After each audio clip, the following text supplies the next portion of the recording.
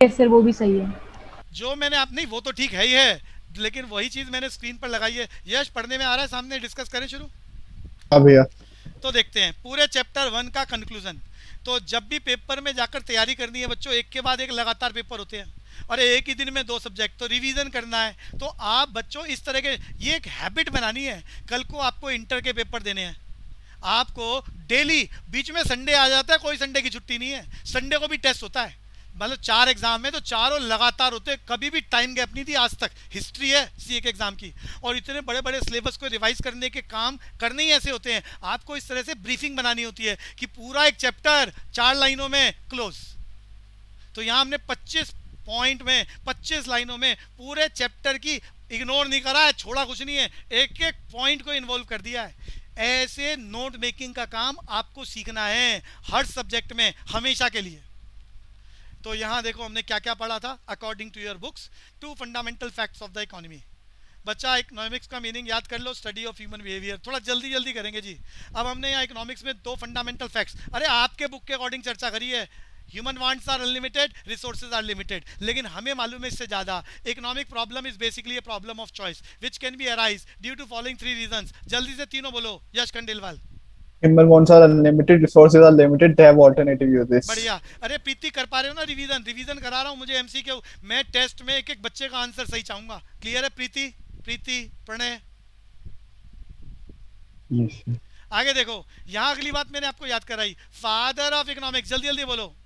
अरे father of economics, Adam Adam Smith. Smith. Year बताओ, year बताओ कब ये सब्जेक्ट डेवलप हुआ? 1776। 1776। सुनते जाओ सारे, 1776। बुक का नाम बताओ। Wealth of nations. Wealth of nation. ये बात मालूम होनी चाहिए आपको। तो economics is a subject of science of wealth. सबसे पहले जिस आदमी ने लिखा उसने कहा wealth is the knowledge of wealth, accumulation of wealth is known as economics. किसने लिखा? एडम स्मिथ ने, ईयर 1776। आगे चर्चा करते हैं। Economic problems are complex and affected by political setup and social norms. तो कॉम्प्लेक्स सिस्टम है, टेक्निकल एरिया है। पॉलिटिकल सिस्टम बोले तो मैक्रो, ध्यान से सुन लो, पॉलिटिकल सिस्टम बोले तो हमारे एनवायरनमेंट से इन्फ्लुएंस होता है। National income, level of employment, social norms, country का इकोनॉमी कौन सा है, सोशलिस्ट है, कैपिटलिस्ट है, इन्फ्लुएंस होता है। बिजनेस इकोनॉमिक्स, देखो सबको मैंने मीनिंग याद करा है, आपकी बुक की लैंग्वेज को फोकस किया गया है, आपकी बुक से ही वो कैरी करेगा क्वेश्चंस। बिजनेस इकोनॉमिक्स याद करा है आपने। यूज ऑफ इकोनॉमिक एनालिसिस, मैंने बताया था इकोनॉमिक एनालिसिस, मैंने टेक्निकल लेवल आपके लिए यूज करे थे, linear programming, regression analysis, capital budgeting. ऐसे इकोनॉमिक एनालिसिस को यूज कर कर हम क्या करते हैं? बिजनेस डिसीजंस ले रहे हैं। क्यों? To use the business resources in most optimal way. अरे याद आ रहा है अनुषा को? Yes sir. इसी बात को आपकी बुक कह रही है अकॉर्डिंग टू जोल डीन। देखो लिखा तो बहुत सारे इकोनॉमिस्टों ने बिजनेस इकोनॉमिक्स का मीनिंग है, लेकिन जो आपकी बुक में इकोनॉमिस्ट है या तो वो उसको यूज करेगा या फिर वो मीनिंग की बात करेगा। According to Joel Dean, define business economics in terms of use of economic analysis to formulate the business policies on the basis of optimal utilisation of business resources या स्केयर रिसोर्सेज। अब देखो ये अगली वाली बात, बिजनेस इकोनॉमिक्स में जो हम एनालिसिस कर रहे हैं वो एनालिसिस किस पर बेस्ड है? Include linear programming. अरे जैसे बोलो शॉर्टकट में, लीनियर प्रोग्रामिंग बोले तो जल्दी जल्दी बोलना है जी। Graphical represent, maxima graphical represent, maxima minima बोल दो ना। minima. Hmm. रिग्रेशन एनालिसिस, जल्दी जल्दी, जल्दी जल्दी बोलना है। Relation between relation between dependent variable Dependent and and more than one और मोर देन इंडिपेंडेंट। डिपेंडेंट और वन और मोर देन इंडिपेंडेंट वेरिएबल। अरे अगर डिपेंडेंट भी एक है, इंडिपेंडेंट भी एक है, तो लीनियर इक्वेशन बनेगी। आगे चलते हैं। कैपिटल बजटिंग, यस जल्दी से। Decision about the long-term investment. Break even analysis, profit analysis की बात हो रही है। कॉस्ट एनालिसिस में टोटल कॉस्ट, कॉस्ट फंक्शन जैसी बातें आएंगी, चैप्टर में पढ़ेंगे। ये जो मैंने सारा कराया है ये 25 पॉइंट में चैप्टर कंक्लूड हो रहा है। Two major part of economics. बच्चों इसी चैप्टर में फिर हमने पढ़ा कि हमारी business economics influence by the micro economics as well as macro economics. अब माइक्रो का मीनिंग याद कर लो, study of human behaviour individual. Macro का मीनिंग याद कर लो, study of human behaviour as a whole. आपकी बुक के अकॉर्डिंग बोल रहा हूँ, micro economics, study of behaviour of different individual and organisations with in the economic system. Example आपकी बुक के अकॉर्डिंग एक ही लाइन में, प्रोडक्ट प्राइसिंग। अरे याद है आपको product pricing, factor pricing? Yes जल्दी बोलो।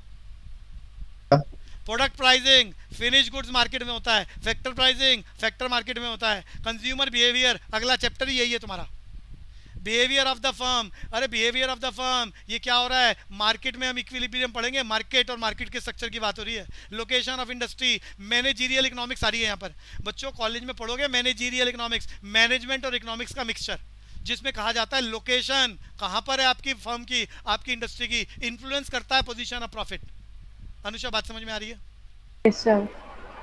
मैक्रो इकोनॉमिक्स आपकी बुक की लैंग्वेज को ही कंक्लूड किया गया है एक सिंगल पेज में, पूरा चैप्टर जो आपकी बुक में 2 पार्टीशन यूनिट 1 यूनिट 2 में लिखा गया है। Overall economic phenomena as a whole की बात हो रहा है। अब इसमें इसके examples according to your book, सबको मालूम है नेशनल इनकम, जब भी मैं नेशनल इनकम नेशनल आउटपुट बोलूँ आपके माइंड में मीनिंग चलना चाहिए। अनुषा मीनिंग बोलना जरा जल्दी से। Monetary value of final goods and services in an accounting year by the normal residents of the country is known as national income. आगे वो क्या कहता है, जर्नल प्राइस लेवल हिंदुस्तान की सारी चीज़ों का ऑन एन एवरेज प्राइस।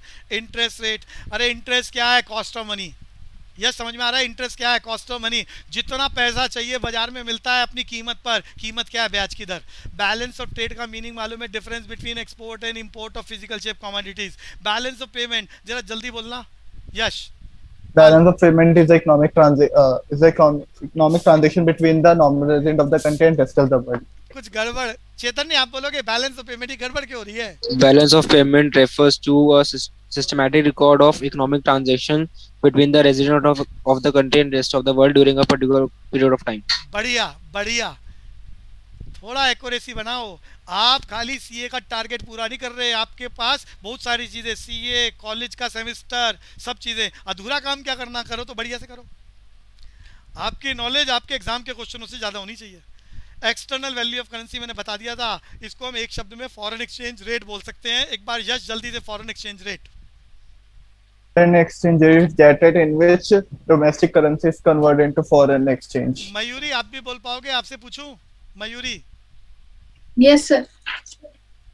ठीक है जी, तो कोशिश सभी करें तो अच्छा रहेगा जी। मेरा पॉइंट नंबर 10 आपकी स्क्रीन पर। अरे इकोनॉमिक्स क्या है, both science as well as art. अरे सबको बचपन में याद कराया था हमने, 11th में इकोनॉमिक्स में सबसे पहले यही पढ़ाया था, economics as well as science as well as arts. Science की बात करें तो हम कह सकते हैं हम इकोनॉमिक्स में मैथ्स, ग्राफिकल प्रेजेंटेशन। अरे मेरा एक क्वेश्चन मेरे को याद आ रहा है आपके एग्जाम का, इकोनोमेट्रिक्स किसे बोलते हैं? मेरा क्वेश्चन है मयूरी से, ट्राई करना है, नहीं आता मना कर दो। इकोनोमेट्रिक्स एमसीक्यू में यूज करेगा, होता क्या है इकोनोमेट्रिक्स? पूरी क्लास से पूछ रहा हूं मयूरी, अरे अब बोलते नहीं हो, हाँ या ना कुछ तो बोलो। भैया मैट्रिक्स से इको का इकोनोमेट्रिक्स बोले तो ग्राफिकल प्रेजेंटेशन, शॉर्टकट में समझो, आप कोई भी बात, ह्यूमन बिहेवियर की कोई भी बात डाटा कलेक्ट करके उसका ग्राफिकल प्रेजेंटेशन कर दो, उसे इकोनोमेट्रिक्स बोलते हैं। शॉर्टकट में स्टैटिस्टिकल प्रेजेंटेशंस, शॉर्टकट बोल रहा हूँ, स्टैटिस्टिक्स मालूम है आपको? अरे क्लियर हो गया यश? हाँ भैया। Graphical presentation, econometrics. मेरे को शब्द इसलिए याद आया, आपके एमसीक्यू में यूज करता है वो शब्द, और बच्चे को मीनिंग ही ना पता हो तो वो डिसीजन कैसे लेगा? आगे चलेंगे जी। तो यहाँ मैथमेटिकल एंड स्टैटिस्टिक्स की बात हो रही है। अरे मैथमेटिक्स एंड स्टैटिस्टिक्स, 2 × 2 क्या होता है 4, 10 × 2 क्या होता है 12। ये क्या है, साइंस है कि हमेशा ऐसा ही होगा। और आर्ट क्या है, यहाँ मैंने प्रैग्मेटिक वर्ड यूज करा था, प्रैक्टिकल अप्रोच फॉलो करता है। तो science as well as arts, economics भी और बिजनेस इकोनॉमिक्स भी। आगे चलते हैं। अनुषा कोई डाउट है तो पूछ लो बच्चों, कराया हुआ है, सिर्फ तेजी से खत्म कर रहा हूँ पूरा चैप्टर। नो अनुषा सर, ये सर क्लियर है। क्लियर है? जितेश ध्यान से करना अच्छे से, टेस्ट के क्वेश्चंस पर आ रहा हूँ मैं, तो ये सारा कंक्लूजन आपके माइंड में रहे भैया। इसके बाद आपकी बुक में लिखा है 2 लाइन्स ऑफ इकोनॉमिक थ्योरी। अरे हमने पढ़ा है बचपन में, इकोनॉमिक थ्योरी जो बनाई जाती है, जिसे 10 में से 8 लोग मान लेते हैं, उसे हम इकोनॉमिक थ्योरी बोलते हैं। जैसे law of demand, law of supply, production possibility curve, producer equilibrium, consumer equilibrium. ये थ्योरी बनाने के लिए बच्चों 2 तरह की स्टेटमेंट यूज की जाती है, positive statement and normative statement. सबको मालूम है positive, what is what was, दूसरी भाषा कॉजेज एंड इफेक्ट। नॉर्मेटिव याद कर लिया, व्हाट ऑट टू बी, क्या होना चाहिए। आपकी बुक क्या कह रही है पॉजिटिव के बारे में? कॉजेज एंड इफेक्ट का मतलब जिसमें वैल्यू जजमेंट नहीं होती, नॉर्मेटिव का मतलब जिसमें सिर्फ वैल्यू जजमेंट होती है, बेस्ड ऑन द वैल्यूज। अरे यश क्लियर है? भैया आगे two category of business issues. अरे बिजनेस इकोनॉमिक्स में बिजनेस इश्यूज की बात हो रही है, तो बिजनेस इश्यूज क्या इंटरनल इश्यूज को माइक्रो इकोनॉमिक्स की हेल्प से सॉल्व किया जाता है, उसकी स्टडी से, और एक्सटर्नल इश्यूज और एनवायरमेंटल इश्यूज से को कहाँ से हम आइडेंटिफाई करते हैं, मैक्रो इकोनॉमिक्स की हेल्प से पॉलिसीज बनाते हैं और उसको इंप्लीमेंट कराते हैं। ये क्लियर हो गया, environmental issue macro economics and internal issues micro economics. Question लगेंगे एमसीक्यू के। Yes clear. हाँ भैया देखो मैंने बात करी, देखो अगला चैप्टर ये डिमांड एनालिसिस एंड फोरकास्टिंग। तो हमारे ऑपरेशनल इश्यूज जो माइक्रो इकोनॉमिक्स में आते हैं, तो demand analysis and forecasting, law of demand की चर्चा करी थी, प्रोडक्शन फंक्शन की बात करी थी। अरे जो मैंने पढ़ाया था वही आ रहा है यहाँ पूरी एक लाइन में कि आने वाले सारे चैप्टर इनबिल्ट हो गए। कॉस्ट एनालिसिस, कॉस्ट की बात करेंगे। इन्वेंट्री में मैंने शब्द बोले थे, अरे कोई बताएगा मेथड्स कौन कौन से? LIFO FIFO, FIFO, HIFO. Resources allocation, इसके लिए मैंने शब्द यूज करा था इकोनोमाइजिंग। आपका करेक्टर है कि आप जो भी कुछ यूज करते हो अपने रिसोर्सेज को in most most best alternative वे, मैंने रीजन लिखवाया था। अरे इकोनोमाइजिंग का मीनिंग कौन बोलेगा? Next best Alternative use of resources. Habit है आपकी। रिसोर्स एलोकेशन, प्रॉफिट एनालिसिस की बात कर रहे हैं यहाँ पर कि प्रॉफिट मैक्सिमम हो। ब्रेक इवन एनालिसिस कि हमने 100 करोड़ लगाए हैं, 100 करोड़ लगाने पर हम कितनी जल्दी अपनी कॉस्ट की रिकवरी कर लेंगे। एक्सटर्नल इश्यूज बोले तो मैक्रो इकोनॉमिक्स, एनवायरमेंटल इश्यूज जिसके लिए मैक्रो इकोनॉमिक्स हेल्पफुल रहता है। इसमें मैंने क्या बताया? बिजनेस साइकिल बोले तो boom, recession, government policies, taxation policies, social and political environment कैसा है। अब यहाँ पर सोशल एनवायरनमेंट बोले तो हिंदुस्तान में पेंडेमिक चल रहा है, तो ये एनवायरमेंटल फैक्टर बिजनेस को इन्फ्लुएंस करेगा ना। अरे समझ में आता है यश? सोशल एनवायरनमेंट तो इन्फ्लुएंस कर रहा है। कोई भी कंट्री डेवलप्ड है, डेवलपिंग है, ये एनवायरनमेंट है कंट्री का, और इसको इससे इन्फ्लुएंस होगा वो बिजनेस। आगे चलते हैं। बेसिक प्रॉब्लम, अरे पहला पार्ट खत्म हो गया यहाँ पर आपकी बुक का, पहले चैप्टर का, और सेकंड पार्ट शुरू हुआ। यहाँ डिस्कशन करा हमने what to produce, how to produce and for whom to produce, बोले तो सेंट्रल प्रॉब्लम्स। अब देखो यहाँ एक ही लाइन में पूरा लिखा गया है। सेंट्रल प्रॉब्लम क्रिएट होने का कारण क्या होता है? प्रॉब्लम ऑफ चॉइस, जिसको स्टार्टिंग में डिस्कस करा था। Human wants are unlimited and resources are जल्दी से लिमिटेड, जिसके चलते सेंट्रल प्रॉब्लम्स, हर देश की समस्या। व्हाट टू प्रोड्यूस को देखो ब्रैकेट में लिखा है, ये क्या है? Related to selection of goods, कि क्या बनाया जाए, कंज्यूमेबल गुड्स या capital goods. How to produce related to selection of techniques, either labour or capital intensive. And for whom to produce related to distribution of income, goods and services, किसके लिए बनाया जाए। अगली बात हमने सेकंड पार्ट में क्या पढ़ी थी? पूरे चैप्टर को कंक्लूड किया, कुछ नहीं छोड़ा है। क्या पढ़ी हमने? Broad classification of economics. पूरी दुनिया में इकोनॉमिक स्ट्रक्चर, इकोनॉमी 3 प्रकार की, मेजरली क्लासिफाइड इन क्या? कैपिटलिस्ट का मैंने दूसरा नाम बताया था, अरे जल्दी बोलो। Free economy, market economy. Meaning लिख दिया ब्रैकेट में, owned, controlled and operated by, अरे जल्दी बोलो। Private sector. To obtain the target of profit. देखो मीनिंग भी आ गया है, नाम याद कर लेना। Free economy, market economy, capitalist economy. Socialist economy बोले तो बोलो जी। Production owned and control by the government planning commission. Government approved planning commission लिख दिया है यहाँ पर, on the basis of social welfare. और मिक्स्ड इकोनॉमी जिसमें दोनों मेरिट्स इनबिल्ट होते हैं, इंडिया इज द एग्जांपल। आगे चलते हैं, चैप्टर खत्म करने जा रहे हैं, पूरा चैप्टर। एक कैपिटलिस्ट इकोनॉमी क्वेश्चन पूछेगा, सेकंड पार्ट से भी कंपलसरी क्वेश्चन आएंगे और फर्स्ट पार्ट से भी। कैपिटलिस्ट इकोनॉमी बोले तो free economy, market economy, also known as, नया देखो पेपर में नाम बदल देगा, लेजेस फेयर इकोनॉमी। यस याद रखोगे, free economy, market economy, laissez fair economy, एक ही बात है। क्लियर है बच्चे? हाँ भैया। करेक्ट। अब देखो कैपिटलिस्ट इकोनॉमी में, अरे पेपर वाला ऑड मैन आउट कराएगा, 3 करेक्टर इसके लिखेगा, एक गलत लिखेगा, कहेगा कौन सा फीचर कैपिटलिस्ट इकोनॉमी का नहीं है। आपकी बुक की लैंग्वेज को फॉलो करेगा, कॉपी करा है सारा, एक भी नहीं छोड़ा है। करेक्टरिस्टिक्स और features of capitalist economy, right of private property, आप कोई भी संपत्ति खरीद सकते हो। फ्रीडम ऑफ एंटरप्राइजेस, कौन सा बिजनेस करोगे, व्हाट टू प्रोड्यूस आपको डिसाइड करना है। टारगेट सिर्फ प्रॉफिट मोटिव है। पूरी सोसाइटी कंज्यूमर सोवरेन होती है, जो कंज्यूमर मांगेगा उसकी फैक्ट्री लगेगी, जो कंज्यूमर मांगना बंद कर देगा उसकी फैक्ट्री स्वाहा। यह समझ में आता है, कंज्यूमर सोवरेन सोसाइटी है। भैया ये अपने आप में क्वेश्चन है, आंसर में टिक होगा, इस तरह के क्वेश्चन बनाएगा। गला काट प्रतियोगिता, हर कोई चीज बना रहा है, हर कोई बेच रहा है, प्राइस है, प्रॉफिट है, तो झगड़ा होता है प्राइस वॉर। और खाली प्राइस की बात नहीं है, आपने बचपन में पढ़ा है नॉन प्राइस वॉर भी होती है। फीचर्स को लेके झगड़ा कर रहे हैं, पैकिंग को लेके झगड़ा कर रहे हैं, ज़्यादा से ज़्यादा बढ़िया सर्विसेज देने की बात हो रही है, आफ्टर सेल सर्विस को टारगेट बनाया जा रहा है। तो अगली बात, यहाँ पर सरकार का इंटरफेरेंस नहीं होता, सरकार सिर्फ लॉ एंड ऑर्डर को मेंटेन करने का काम करती है। All the features according to your book capitalist economy. Anusha clear?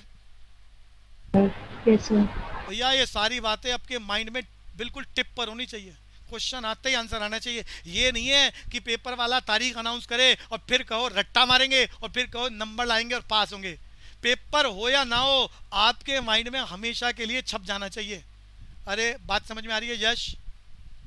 हाँ भैया। Merits of capitalist economy, merits और डीमेरिट्स याद कर लो, क्वेश्चन बनाएगा वो। मेरिट्स सेल्फ रेगुलेटिंग है, अरे आप कंट्रोल करते हो ना। ग्रेटर एफिशिएंसी है, रिसोर्सेज को मोस्ट एफिशिएंट वे में यूज करते हो, क्योंकि फैसला आपको लेना है, आपके ऊपर छोड़ा जा रहा है, सरकार कंट्रोल नहीं कर रही। कॉस्ट ऑफ प्रोडक्शन, भैया cost should be minimise, profit is maximise. Higher standard of living होता है, डेमोक्रेटिक कंट्री वाला फ्रेमवर्क लागू होता है। जनता जब सारे फैसले करती है तो जनता ही बनाती है क्या बनाना है, कैसे बनाना है, किसके लिए बनाना है, और इवन सरकारों को चुनने का काम भी जनता के लिए। अरे पता है डेमोक्रेटिक जनता के लिए, जनता के द्वारा। अरे यश, democratic country.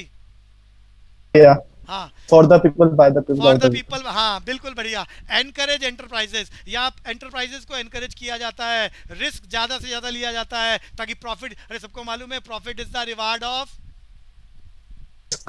Risk bearing factor, uncertainty. और एक और बता दो कोई यश, इनोवेशन। डीमेरिट्स याद कर लो, डीमेरिट्स, यहाँ पर सोशल वेलफेयर का टारगेट अचीव नहीं हो सकता है। डीमेरिट्स, क्लास कन्फ्लिक्ट, अमीर और अमीर होता है, गरीब और गरीब होता है, the gap between the richer and poor continuously बढ़ता जाता है। क्लास कन्फ्लिक्ट क्यों? क्योंकि यहाँ एंटरप्रेन्योर लेबर को एक्सप्लॉइट करता है, तभी तो ज्यादा से ज्यादा प्रॉफिट कमाएगा, उसका हिस्सा अपने घर लेके जाता है। वेलफेयर को हमेशा इग्नोर किया जाता है। यहां पर रिसोर्सेज का मिस एलोकेशन, ध्यान से सुन लो। अरे आप ना फैसला करते हो प्रॉफिट कमाने के चक्कर में, भाड़ में जाए दुनिया। सर सोशलिस्ट कंट्री में जब तक लोगों की नेसेसिटी पूरी नहीं होगी, रिसोर्सेज को कहीं और नहीं लगाया जा सकता। यहाँ लोग भूखे मर जाए लेकिन चीज़ों में प्रॉफिट आ रहा है, हम वही बनाएंगे, ऐसे समझो। यश एग्जांपल ले रहा हूँ, अमीरों की शादियों में करोड़ों रुपए के खाने की वेस्टेज होती है, और वहाँ हिंदुस्तान में सबसे ज़्यादा आबादी ऐसी है, करीब करीब 22%, सबने डाटा याद करा है, बिलो द पॉवर्टी लाइन, जिनको 3 वक्त का खाना नहीं मिलता, और लोग करोड़ों रुपया खाने में, शादियों में वेस्ट करते हैं। ये मिस एलोकेशन ऑफ रिसोर्सेज। अरे बात समझ में आती है? हाँ भैया। मिस एलोकेशन, कंफ्यूजन मत क्रिएट कर लेना, पेपर में यूज करेगा वो। अनप्लैंड प्रोडक्शन, यहां पर सरकार डिसीजन ले, प्लान प्रोडक्शन। सरकार फैसला करेगी तो कहेगी पहले रिसोर्सेज से नेसेसिटी गुड्स बनाओ ताकि देश में कोई भी भूखा ना सोए। लेकिन यहाँ पर तो लोग नोटों के लिए काम कर रहे हैं, नोट ज्यादा आना चाहिए, बस बनाए जाओ बनाए जाओ बनाए जाओ, इससे कोई मतलब नहीं है लोगों का वेलफेयर हो रहा है नहीं हो रहा है। लोगों को नेसेसिटी मिले नहीं मिले, कंफर्ट बनाना शुरू कर देते हैं, लोगों को नेसेसिटी गुड्स मिले ना मिले, लग्जरी गुड्स बनाना शुरू कर देते हैं। फैसला आम आदमी को करना होता है, what to produce, how to produce, for whom to produce. सरकार का इंटरफेयर नहीं होता।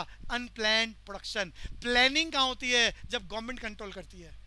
यह समझ में आ रहा है? अनप्लान्ड प्रोडक्शन, मैं समझा रहा हूँ वो क्या कहना चाह रहा है। हाँ भैया।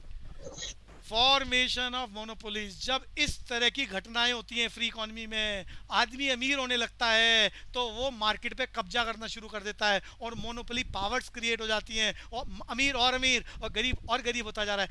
आपने सुना होगा हिंदुस्तान में पेंडेमिक चल रहा है, लोगों की अर्निंग पावर घट रही है, लेकिन हिंदुस्तान में कुछ ऐसे लोग हैं जिन्हें मैं मोनोपोलिस्ट बोल रहा हूँ, उनकी वेल्थ कई गुना मल्टीप्लाई कर गई है। मालूम है आपको ये बात? इस सिचुएशन में टाटा मोटर्स एंड अरे खाली मोटर्स मत बोलो ना, टाटा ग्रुप बोल दो, टाटा ग्रुप, अंबानी ग्रुप, बहुत सारे अडानी ग्रुप, इनकी वर्थ कई गुना मल्टीप्लाई कर गई है इस पेंडेमिक में। मोनोपोली पावर और ज्यादा स्ट्रांग हो गई है। आगे चलेंगे बच्चों, 21 सोशल इकोनॉमिस्ट। अरे सोशल इकोनॉमी का मीनिंग याद करा दिया था। अरे मीनिंग जल्दी से बोलो। Owned Means control of and operated by government approved Government planning Approved commission Planning Commission of to India. Obtain the target of Oh, social Planning welfare. Commission. To obtain the target of social welfare. अब बच्चों यहाँ characteristic याद कर लो। Characteristic collective ownership होती है। Collective ownership, अकेला कोई मालिक ही नहीं है, अपने आप अकेला अपनी मर्जी से फैसला नहीं कर सकता। कंज्यूमर की कोई चॉइस नहीं होती, सरकार फैसला करती है नेसेसिटी गुड्स बनेगी, जो सरकार ने फैसला करा वो बनेगा, कस्टमर को वही खरीदना पड़ता है जो सरकार के अकॉर्डिंग बना है। तो कस्टमर के पास चॉइस नहीं होती, कंज्यूमर सोवरेन सिस्टम नहीं होता है। रिलेटिवली, अरे यहाँ रिलेटिवली का मतलब in comparison of capitalist economy, capitalist economy के कंपैरिजन में इक्वल डिस्ट्रीब्यूशन। देखो यहाँ पर भी अमीर और गरीब होता है, लेकिन कैपिटलिस्ट इकोनॉमी के कंपैरिजन में क्वाइट कंफर्टेबल पोजीशन है, इक्वल डिस्ट्रीब्यूशन होता है।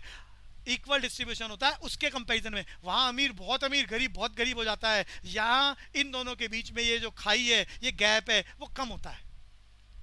मिनिमम रोल ऑफ मार्केट, अरे मार्केट बोले तो free forces of demand and supply का रोल नहीं होता, यहाँ सरकार फैसले करती है, कंपटीशन नहीं होता क्योंकि सरकार फैसले करती है। मेरिट्स, इक्विटेबल डिस्ट्रीब्यूशन, खाना नेसेसिटी गुड्स बनाई जा रही है तो देश में सबके लिए बनाई जा रही है, इक्वल डिस्ट्रीब्यूशन। सिर्फ उसके लिए नहीं बनाई जा रही जिसके पास पैसा है, जिसके पास पैसा नहीं है उसको भी खाना दिया जाएगा, उसको भी जिंदा रहने का हक है। Rapid and balance economic development का टारगेट होता है in comparison of capitalist economy. यहाँ अनएम्प्लॉयमेंट कैपिटलिस्ट इकोनॉमी के कंपैरिजन में कम होती है। सरकार जब तक देश के लोग अनएम्प्लॉयड हैं, followed labour intensive technique whether expensive और नॉट, चाहे कॉस्ट ज़्यादा आ जाए, सरकार एम्प्लॉयमेंट अपॉर्चुनिटीज़ को क्रिएट करेगी। यहाँ पर क्लास वार का झगड़ा नहीं होता, अरे गरीब और अमीर का उतना बड़ा झगड़ा नहीं होता जो कैपिटलिस्ट इकोनॉमी में होता है। प्रोटेक्शन फ्रॉम एक्सप्लॉयटेशन, वहाँ पर लेबर का एक्सप्लॉयटेशन होता था, यहाँ इतनी विकट समस्या नहीं होती।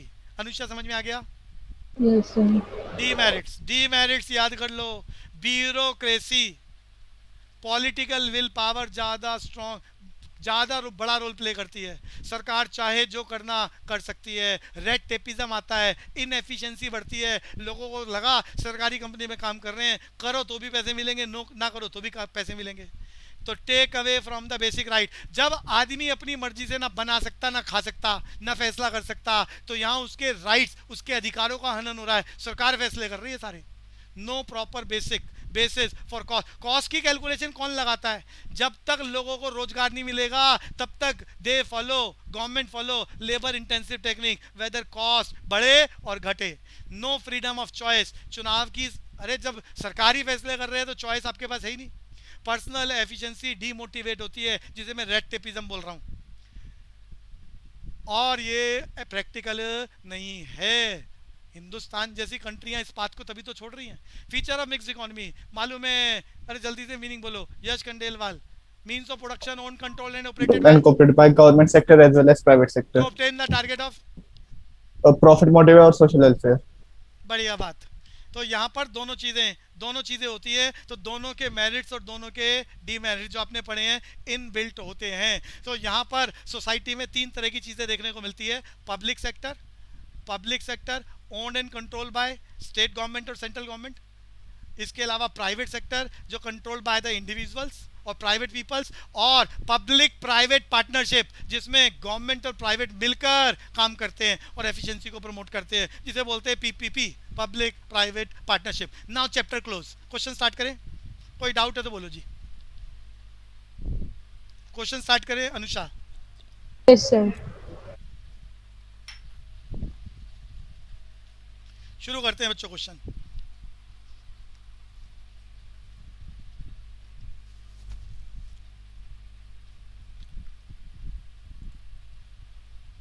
ये पहला क्वेश्चन आपकी स्क्रीन पर। अनुषा क्वेश्चन पढ़ने में आ रहा है? Yes, sir. भैया अब मेरे को गड़बड़ नहीं चाहिए, मैंने बहुत डिटेल में चैप्टर क्लास इस तरह से पढ़ाया है कि क्लास में एक एक बच्चे को याद हो जाए। अब यहाँ लिखने का काम होता नहीं, एमसी क्या हुआ है, बस आपके माइंड में क्रैक कर जाए, आपको ऑप्शन टिक करनी है। एक एक बच्चे को समझ में आ रहा है? मयूरी? Yes, sir.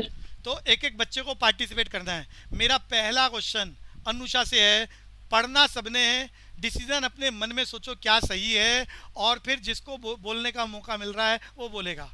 तो ये क्वेश्चन की पहला economist regard decision making as important because, 4 option आपके पास, पढ़ो अनुषा। बेस्ट पॉसिबल ऑप्शन बताओ।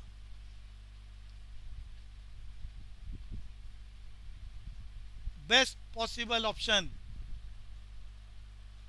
देखो economist Sir, regard the decision making, decision लेना चाह रहे हैं।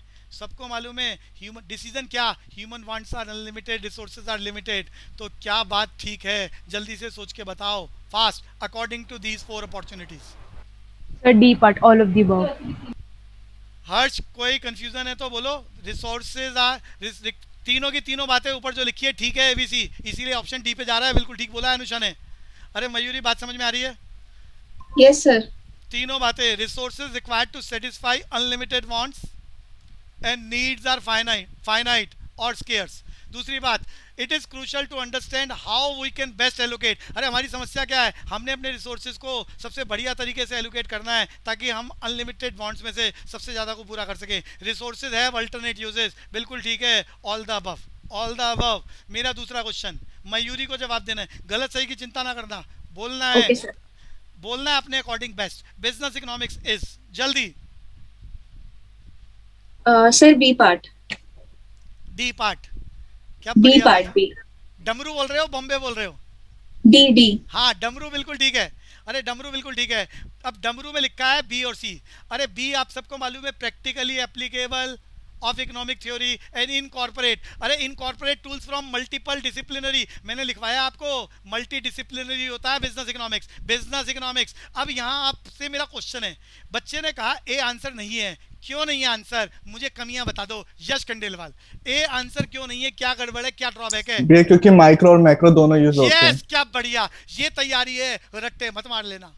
क्योंकि यहाँ वो कह रहा है माइक्रो की बात, बिजनेस इकोनॉमिक्स माइक्रो होता है लेकिन ये अधूरा है, micro as well as macro पढ़ा है आपने, scope of business economics, micro as well as macro, तो अधूरी बात है, इसीलिए हमने इसको सेलेक्ट नहीं करा। क्या बढ़िया आंसर है, ये तैयारी चाहिए आपको।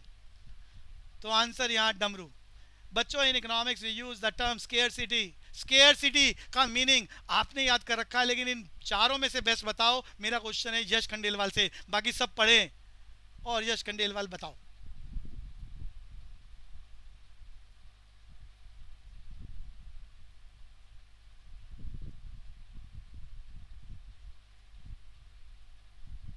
बी है शायद। कौन सा, दोबारा बोलो। बी। डमरू, स्केयरसिटी कॉजेज ऑन अकाउंट नहीं ऑफ, भैया, बी। ना ना, बी रिलेटिव सिक्योरिटी। हाँ बॉम्बे बोल रहा है, बॉम्बे बोल रहा है ना बच्चा, भैया। बॉम्बे बिल्कुल ठीक है। रिलेट भैया एब्सोल्यूट तो बोल ही नहीं सकते, एब्सोल्यूट तो बोला ही नहीं जा सकता, रिलेटिव स्केयरसिटी है इन कंपैरिजन ऑफ अवेलेबिलिटी। क्या कह रहा है, मीनिंग भी बोल रहा है, scarcity in relation to wants of the society. हमारी वांट्स अनलिमिटेड है, उसके कंपैरिजन में जो भी हमारे पास है उसके कंपैरिजन में वो लिमिटेड है। बिल्कुल परफेक्ट है। इन चारों में से बेस्ट, कोई कंफ्यूजन हो डिस्कस करना है। चैतन्य क्लियर है? Yes, sir. चैतन्य को फोर्थ क्वेश्चन का आंसर बोलना है। इम्प्लीकेशन, इम्प्लीकेशन प्रभाव, does resources scarcity have to satisfaction of wants. सबको मालूम है इकोनॉमिक प्रॉब्लम का इफेक्ट। नीचे 4 लाइनें हैं, बेस्ट जजमेंट बताएं।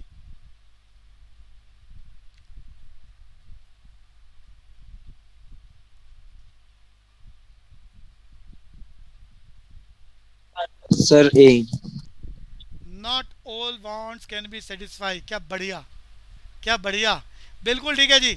सारी wants are unlimited, resources are limited. तो इसमें कंक्लूजन सबसे बढ़िया क्या है कि हम अपनी सारी इच्छाओं को पूरा नहीं कर सकते। सो हम क्या करना चाहते हैं, रिसोर्सेज को optimal utilise. Question number 5, Mayuri आपका नंबर आ गया। Which of the following is a normative statement. सबको मालूम है जो फ्यूचर की बातें हैं, what ought to be, normative statement. 4 लाइनें, ढूंढे बेस्ट जजमेंट। मयूरी जल्दी से। Sir, एक minute. Third point. Greater degree of consumer sovereignty in the market that planned economy. अरे ये तो है वाली बात है, ये इफेक्ट है। अरे वो कह रहा है मार्केट इकोनॉमी यानी कैपिटलिस्ट इकोनॉमी में प्लान्ड इकोनॉमी के तुलना में कंज्यूमर सोवरेनिटी यानी उपभोक्ता ही फैसला करता है क्या बनेगा, कैसे बनेगा, किसके लिए बनेगा। बात सत्य है, जो है, जो ट्रुथ है, जो पास्ट में घटना घट चुकी है वो सारा पॉजिटिव होता है। ये गड़बड़ झाला मत करो। Sir, D part. क्या तुक्के मार रहे हो, एक के बाद एक सारे बोले जा रहे हो? Sir जी. सर अब मतलब यही लग हाँ, रहा है। डमरू बिल्कुल ठीक है बच्चों। आर्यन समझ में आ रही है आपको बात? डमरू ठीक है। रिड्यूसिंग हाँ इनइक्वालिटी, भैया। भैया इस दुनिया की हर country, even the mix economy, चाहती है कि ये इनइक्वालिटीज असमानता को कम किया जाए। ये हमारा टारगेट है, ऐसा होना चाहिए। हिंदुस्तान में भी इनइक्वालिटीज ऑफ इनकम है, इनइक्वालिटीज ऑफ वेल्थ है, तो वो कह रहा है इसको कम करना चाहिए। ये है ऑट टू बी, ये वैल्यू जजमेंट की बात हो रही है। Yes it is normative. Sir हाँ बोलो जी। सर नॉर्मेटिव स्टेटमेंट में हमेशा ought to और should भी लिखा हुआ होगा ना? ऐसा कुछ नहीं है, ऐसा कुछ नहीं है। लाइन का सेंस समझ लेना, मीनिंग समझ लेना। वो इंग्लिश की बात नहीं कर रहा कि आप इंग्लिश के ग्रामर को आप फॉलो कर लें और आंसर दे दें, वहां गड़बड़ हो सकती है। ये चालाकी करेगा वो। आप उसमें इंग्लिश की सेंटेंस, अरे फिर तो सब्जेक्ट इंग्लिश का हो जाएगा ना।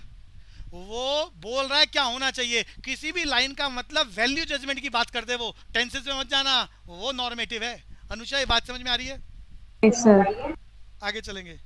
नंबर 6 आर्यन का नंबर है, नंबर 6। आर्यन पढ़ पा रहे हो क्वेश्चन नंबर 6? हाँ भैया। हाँ तो कोशिश करेंगे बच्चे। भैया ए। Every economic system scarcity impose limitation. अरे स्केयरसिटी अपने आप में समस्या है, पहले सुन लो क्वेश्चन क्या है। आंसर बिल्कुल बढ़िया दिया इसने। स्केयरसिटी समस्या है, आपकी वांट्स अनलिमिटेड है और जो भी आपके पास है वो लिमिटेड है, जिससे आपको सोचना पड़ता है क्या खाएं, कैसे खाएं, किसके लिए, जो भी फैसला करना है। और ये समस्या किसकी है? हर घर की, हर बिजनेस की, हर सरकार की, हर कंट्री की, सबकी समस्याएं हैं। बिल्कुल परफेक्ट है। घर घर की समस्या, देश देश की समस्या। बी में कह रहा है ये सरकार की समस्या नहीं है, गलत। सी में कह रहा है फेडरल गवर्नमेंट की प्रॉब्लम नहीं है, गलत। वो कह रहा है फर्म की प्रॉब्लम नहीं है, अरे सबकी समस्या है। जो इस दुनिया में है, जो जिंदा है, उसकी समस्या। लाइफ खत्म, प्रॉब्लम खत्म। हम ऐसा कह देते हैं लाइफ खत्म प्रॉब्लम खत्म, लेकिन वो कहाँ जा रहा है और वहां भी समस्याओं को साथ लेके जा रहा है, क्या पता? अनुषा पता है क्या नहीं कि सर। जाने के बाद भी चलेगी? पढ़ते हैं 7th क्वेश्चन। 7th क्वेश्चन महक खंडेलवाल, मैक्रो इकोनॉमिक्स। क्या आसान क्वेश्चन है महक खंडेलवाल, कभी क्या बढ़िया। अरे मैक्रो बोले तो एज ए होल, बिल्कुल बढ़िया। Aggregate economics. जल्दी जल्दी चलते हैं जी, जरा जल्दी जल्दी चलते हैं। 8th भैया हर्ष का नंबर आ गया, जिनका नंबर नहीं आया जल्दी जल्दी। हर्ष सामने भी पढ़ पा रहे हो? हर्ष यस सर। पढ़ो। पॉजिटिव सबको मालूम है, व्हाट इज व्हाट वाज या कॉजेज एंड इफेक्ट। बताओ इन चारों में से कौन सा है पॉजिटिव? बाकी 3 नॉर्मेटिव है, 3 नॉर्मेटिव है। और खबरदार आप यहाँ इंग्लिश ग्रामर को यूज मत कर लेना, अभी अनुषा ने पूछा है, ग्रामर के चक्कर में गड़बड़ हो जाएगी। पॉजिटिव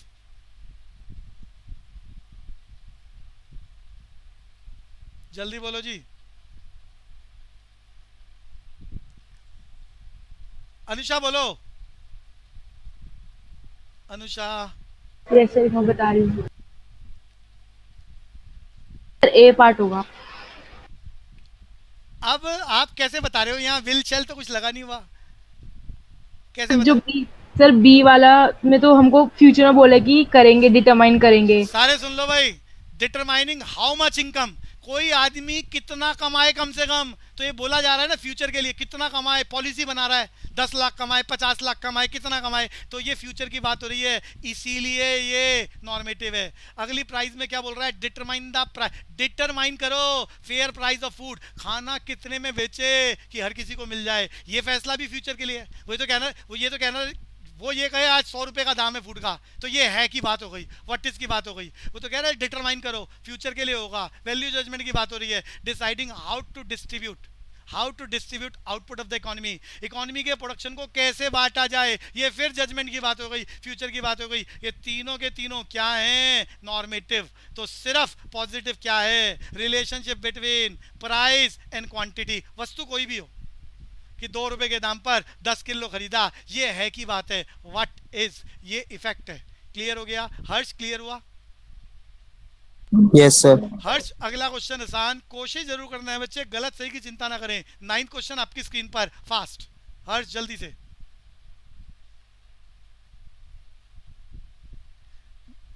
कॉर्पोरेट टैक्स, आसान भाषा बोल देता हूं, कॉर्पोरेट टैक्स से अनएम्प्लॉयमेंट में क्या इफेक्ट पड़ेगा? वो कह रहा है ये बताओ क्या है?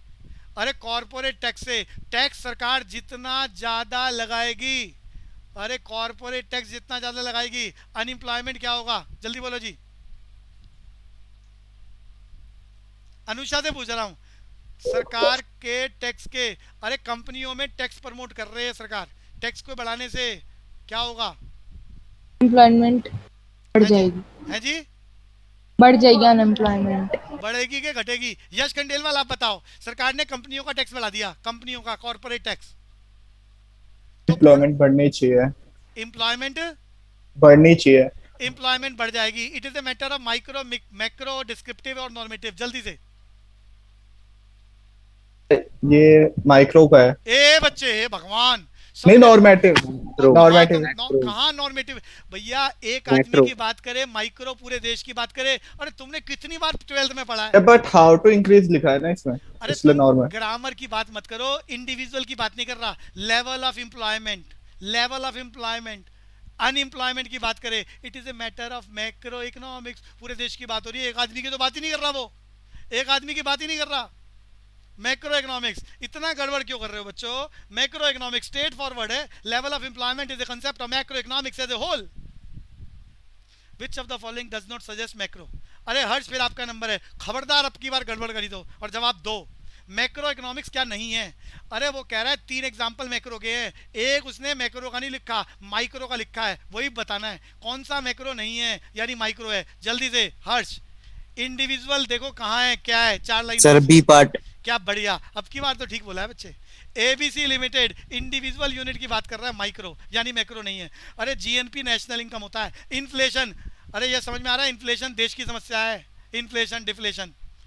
अरे क्लियर है यश? हाँ भैया। देखो यस सर। डी में लिखा है लेवल ऑफ एम्प्लॉयमेंट, ये भी मैक्रो की बात है भैया। 11वां क्वेश्चन, 11वां क्वेश्चन, राम जी कह रहे हैं, राम जी कह रहे हैं कि उनके यहाँ जो खेती हुई है ना, वो इस साल में बहुत कम हुई है, बहुत कम हुई है प्रोडक्शन। कृष्ण जी कह रहे हैं don't worry price increase will, अरे सारी ऑप्शन लिखी हुई है, कंपनसेट, अरे दाम बढ़ने से लोग कम मांगेंगे, अरे खेती बहुत कम हुई है। कृष्ण जी बोल रहे हैं कोई बात नहीं, चिंता क्यों कर रहे हो, दाम इतने ज़्यादा बढ़ गए हैं, लोग ऑलरेडी कम मांगेंगे। विनोद जी कह रहे हैं climate effect the crop yield, some years are bad and some years are good, कभी फसलें अच्छी हो जाती है, कभी फसल खराब हो जाती है, क्लाइमेट कंट्रोल करता है। मधु कह रही है the government ought to guarantee that our income will not fall, सरकार को जिम्मेदारी लेनी चाहिए। मधु कह रही सरकार को जिम्मेदारी लेनी चाहिए कि किसान की इनकम कम ना हो। आपको बताना है इनमें से नॉर्मेटिव क्या है, बीच में मत बोलना जी जिसका नंबर आए। जितेश रातावाल, इसमें से नॉर्मेटिव क्या है? राम जी की बात, कृष्ण जी की बात, विनोद जी की बात, मधु की बात। मधु की बात। बिल्कुल ठीक है, अरे समझ गया ना, गारंटी, वो कह रहा है सरकार को जिम्मेदारी लेनी चाहिए, वैल्यू जजमेंट है, सरकार ने कोई फैसला नहीं करा है। अरे क्लियर है अनुषा? सर अरे क्वेश्चन पढ़ लो इसका, पिछली स्लाइड पर है, आपको बताना है following and decide which of the economy, अरे इकोनॉमी इज विदाउट स्केयरसिटी, वो कह रहा है क्या इकोनॉमी विदाउट स्केयरसिटी? स्केयरसिटी तो परमानेंट रोल प्ले करती है, तो वो कह रहा है विदाउट स्केयरसिटी। ढूंढो जी, विदाउट स्केयरसिटी दुनिया में कुछ हो सकता है? मेरा क्वेश्चन जिससे है, महक कंडेलवाल आंसर बताओ। Sir none of the above. भैया इस दुनिया में स्केयरसिटी कंपलसरी फिनोमिना है जिसे दुनिया का कोई भी व्यक्ति चेंज नहीं कर सकता। बोले तो wants are unlimited and resources are limited, जिसे बोला जा रहा है प्रॉब्लम ऑफ चॉइस और स्केयरसिटी। तो कहीं पर भी ऐसा हो ही नहीं सकता कि स्केयरसिटी, अरे वो कह रहा है बिलियनियर, करोड़पति हो जाओ तो स्केयरसिटी खत्म हो जाएगी, ऐसा थोड़ा ना होता है। इक्वल डिस्ट्रीब्यूशन कर दो आप किसी भी चीज़ का तो स्केयरसिटी खत्म हो जाएगी, ऐसा थोड़ा ना होता है। और आज़ादी से पहले सारे के सारे किसान थे तो क्या स्केयरसिटी नहीं थी? वो तो हमेशा एग्जिस्ट करती है, नन ऑफ द अबव। अरे बात समझ में आ गई यश? भैया नेक्स्ट क्वेश्चन का आंसर चैतन्य को बोलना है, विच of the following is not the subject of micro? अरे इनमें से 3 माइक्रो हैं, एक माइक्रो नहीं है। चैतन्य आंसर बताओ जल्दी से।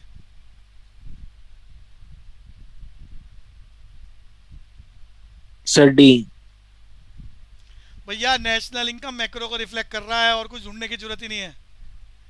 बाकी सब में कोई कंफ्यूजन हो तो पूछ लो कि भैया ये वाला पॉइंट क्यों नहीं है, मैक्रो नेशनल इनकम, बाकी सब में इंडिविजुअल यूनिट की बात हो रही है, माइक्रो। अगले में वो क्या बोलता है, the branch of economic theory that deals with the problem of allocation of resources. सबको मालूम है एलोकेशन ऑफ रिसोर्सेज, टिंग टोंग। जवाब जितेश को देना है, जितेश जल्दी बोलो। अरे प्रणय, प्रणय आपको बोलना है, प्रणय ने नहीं बोला अब तक। आंसर बोलो बच्चे। माइक्रो, बहुत बढ़िया बच्चे। अरे सबको मालूम है problem of allocation of resources ये क्या है, सेंट्रल प्रॉब्लम। अनुषा याद आ रही है central problem, Yes, sir. It is the topic of micro. अब देखो माइक्रो मैक्रो के अलावा यहाँ शब्द लिखा है इकोनोमेट्रिक्स, तो मैंने कहा था इकोनोमेट्रिक्स का मीनिंग मालूम होना चाहिए, तभी तो आप डिसीजन ले पाओगे। इकोनोमेट्रिक्स बोले तो अनुषा जल्दी बोलो, इकोनोमेट्रिक्स। Graphical representation या statistical representation of economy. बढ़िया। विच of the following is not the subject matter of business. भैया बोलता है बिजनेस इकोनॉमिक्स, बिजनेस इकोनॉमिक्स से रिलेटेड 3 बातें लिखी हैं, एक गलत है, बताना है क्या बिजनेस इकोनॉमिक्स नहीं है। अनुषा ढूंढो इनमें से क्या बिजनेस इकोनॉमिक्स नहीं है।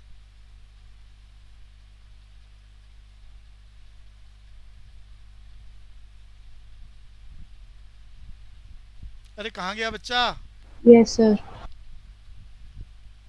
45 सेकंड से ज़्यादा तो आपके पेपर में भी नहीं मिलेंगे। Should our firm be in business? हे भगवान, हे भगवान, वो कह रहा है हमारी फर्म कौन से बिजनेस में है। अरे कौन से बिजनेस में, पेपर का बिजनेस है, प्लांट का बिजनेस है, हलवाई का बिजनेस है, ये फैसला तो हम करेंगे ना on the basis of optimal utilisation of resources. ये तो बिजनेस इकोनॉमिक्स का पार्ट है। हे बच्चे Sir, हमारी yeah, how much should be the अक्कड़ बक्कड़ Bombay वो। अरे सर डी, C. डी। बिल्कुल ठीक है। अरे बिजनेस का कंसर्न नहीं है decrease, decrease unemployment in the economy, ये सरकार का फैसला है ना। सरकार देखेगी देश में गरीबी बेरोजगारी कम हो ज़्यादा हो, इसमें बिजनेस इकोनॉमिक्स कहाँ से आ रही है। तो ये बिजनेस इकोनॉमिक्स का पार्ट नहीं है, बिल्कुल अलग से टॉपिक दे रखा है वेलफेयर का टारगेट करते हुए, और ये टारगेट सरकार का है। ए बच्चे बात समझ में आ रही है। Yes, sir. तो ये नंबर कैसे कटवा, चाहे चॉइस नहीं है, मेहनत कर लो, ये नंबर नहीं कटवा सकते। Okay, अगली sir. बार अनुषा को बोलना है। अगला क्वेश्चन फिर 16th नॉर्मेटिव इकोनॉमिक्स। एक नॉर्मेटिव है, बाकी 3 पॉजिटिव है। ढूंढो नॉर्मेटिव कौन सा।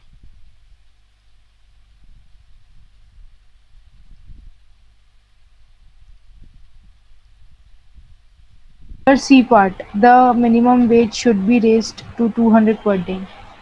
भैया ये बढ़िया बात है नॉर्मेटिव कि कम से कम, अरे मिनिमम वेज लेजिस्लेशन की बात कर रहा है कि कम से कम लोगों की कमाई इतनी होनी चाहिए पर डे। ये वैल्यू जजमेंट की बात हो रही है, ये नॉर्मेटिव है। यश क्लियर हो गया।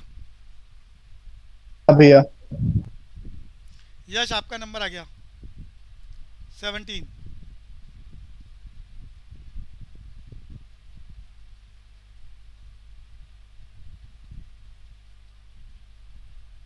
C part. कौन सा, दोबारा बोलो। C.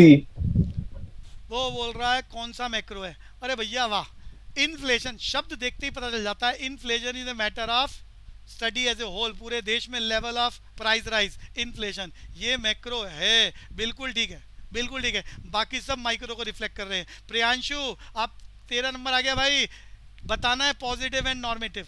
अरे पॉजिटिव एंड नॉर्मेटिव का बेस्ट स्टेटमेंट कौन सा है, जल्दी से 4 ऑप्शन में से। Priyanshu yes sir. हेलो, हाँ बोलो बोलो। B part sir. B part pause, अरे क्या बढ़िया बात है। अरे ठीक लिख बोल रहा है ये। पॉजिटिव इकोनॉमिक्स किसके, पॉजिटिव इकोनॉमिक्स किसको डिस्क्राइब कर रहा है। अरे बोल रहा है वो डिस्क्राइब द फैक्ट्स। अरे सबने याद करा है कॉजेज एंड फैक्ट्स, तो पॉजिटिव क्या बात करता है, क्या है। यहाँ फैक्ट्स, कॉजेज की बात बोली नहीं है, पूरी नहीं बोली है। जबकि नॉर्मेटिव किसको, किसकी बात करता है। अरे हम जो वैल्यू जजमेंट बनाते हैं, अरे घर वाले कहते हैं सदा सच बोलो झूठ मत बोलो, ये क्या वैल्यू जजमेंट। सड़क ध्यान से पार करो, इकोनॉमी में अनएम्प्लॉयमेंट कम करो, पावर्टी को घटाओ, ज़्यादा नंबर लाओ, यानी गुड एंड बैड को लेकर डिसीजन बनाते हैं फ्यूचर के लिए। ये क्या है, नॉर्मेटिव। बेस्ट एक्सप्लेनेशन है इन चारों में से। अरे अनुषा को क्लियर हो गया। Yes, sir, एक बार D part भी समझा दो इस सारे का। डमरू, डमरू में बोलता है पॉजिटिव इकोनॉमिक। अब सुनो, अरे प्रिस्क्रिप्शन एंड डिस्क्रिप्शन ये समझ लो। अरे किसी बात को शॉर्टकट में कुछ हेडिंग्स में बोला जाए प्रिस्क्रिप्शन, उसको एक्सप्लेन किया जाए इलेबोरेट फॉर्म में, उसे बोलते हैं डिस्क्रिप्शन। पहले तो ये बताओ, ये समझ में आ गया description and prescription. Anusha. Yes, sir. अब बोलता है पॉजिटिव इकोनॉमिक्स प्रिस्क्राइब्ड, वो शॉर्टकट होती है, वो सिर्फ हेडिंग होती है, जबकि नॉर्मेटिव डिस्क्राइब करता है। अरे उल्टा है, नॉर्मेटिव वैल्यू जजमेंट है, एक लाइन में बोला जाता है एम्प्लॉयमेंट को टारगेट करो, इसको टारगेट करो। नॉर्मेटिव हमेशा प्रिस्क्राइब्ड होती है और पॉजिटिव एक्सप्लेनेटरी मोड में होती है, यानी डिस्क्राइब्ड होती है। अरे समझ में आता है मैं क्या बोल रहा हूँ? Prescribed and described. यश कहाँ गया भाई? भैया समझ में आ गया? Anusha, Anusha Yes, sir. चलूं आगे। Yes, sir. अगला क्वेश्चन प्रणय को बताना है 19th। Sir accounting standard. Pranay answer दोबारा बोलो बच्चे कुछ। Accounting standard. हाँ, थोड़ा सा स्पीकर पर काम करो भैया, कुछ मिक्स मैच आ रहा है ये, ताकि आपकी बात जो रिकॉर्ड हो वो थोड़ी सी क्लियर रहे। बिल्कुल ठीक बोला इस बच्चे ने, अकाउंटिंग स्टैंडर्ड। अरे चैतन्य देव क्लियर है? बिजनेस इकोनॉमिक्स में Yes, sir. अकाउंटिंग स्टैंडर्ड्स नहीं आते। ये अकाउंटिंग स्टैंडर्ड किसका पार्ट है? Financial accounts. अरे किसका पार्ट है? अरे जल्दी बोलो। Financial accounts. Financial accounts. तो अकाउंटिंग स्टैंडर्ड, अरे पता है अकाउंटिंग स्टैंडर्ड्स? अरे आईएफआरएस, अरे यश खंडेलवाल, आईएफआरएस फुल फॉर्म। अरे बचपन में याद कराया था मैंने तुम्हें आईएफआरएस, यश खंडेलवाल, इंटरनेशनल फाइनेंशियल। बच्चों, international financial reporting standards Hindustan में चलते हैं। अकाउंटिंग स्टैंडर्ड्स कौन बनाता है? आईसीएआई। अरे यश समझते हो आईसीएआई? हाँ भैया। आईसीएआई क्या बनाता है? Accounting standards. लेकिन इंटरनेशनल स्टैंडर्ड्स अलग हैं, जो कौन बनाता है? IFRS, international financial reporting standards. Clear है बच्चे? अरे चलूं आगे। 20th क्वेश्चन यश, नंबर आपका। गलत, गलत बताना है, 3 बातें ठीक हैं।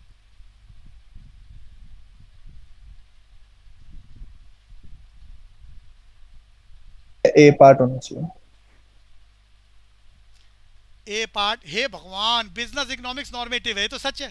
अरे तुमने याद करा, बिजनेस इकोनॉमिक्स वैल्यू जजमेंट की बात करता है। हम पॉलिसी बना रहे हैं, प्रोडक्शन कर देंगे, वर्कर की छुट्टी कर देंगे, पॉलिसी बना रहे हैं हम, एनालिसिस। बीएससी है। ये ए क्यों बोल रहे हो भैया? बिजनेस इकोनॉमिक्स का मीनिंग हमने क्लास में अब तक कम से कम 6 से 10 बार कर लिए, और सबको याद है business economics normative in nature होता है। वो पूछ रहा है गलत क्या है? गलत, जागते रहो। अरे यश बोल, कौन सा आंसर सही है? BSc. Business economics need not worry about the macro, variable. Need not worry about the, ये गलत है। अरे बिजनेस इकोनॉमिक्स तो मैक्रो है, वेरिएबल्स को इन्फ्लुएंस। अरे मैक्रो इकोनॉमिक्स इसमें इनबिल्ट है, वो कह रहा है मैक्रो को छोड़ दो। क्यों छोड़ दो? यही गलत है। बिल्कुल ठीक है, सी वाले बिल्कुल ठीक बोल रहे हैं। Did not worry about the macro, क्यों गलत है ये? Worry about the macro variable होना चाहिए। अनुषा 21st क्वेश्चन, जल्दी से।